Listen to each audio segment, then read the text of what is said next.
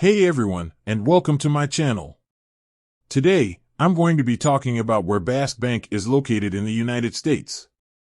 But before we get into that, I want to ask you a question. Have you ever heard of Bask Bank? If you haven't, Bask Bank is a relatively new online bank that's been making a lot of waves in the financial industry. They offer a variety of banking products, including checking accounts, savings accounts, and certificates of deposit. And what's really cool about Bask Bank is that they're focused on helping their customers earn more money and save more money.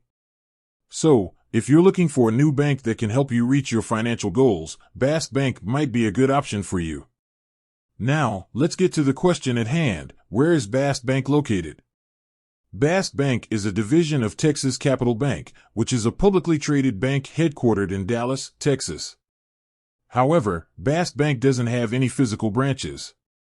Instead, it's an online-only bank.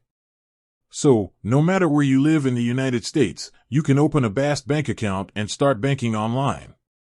I hope this information is helpful. And if you have any other questions about Bask Bank, please feel free to leave a comment below.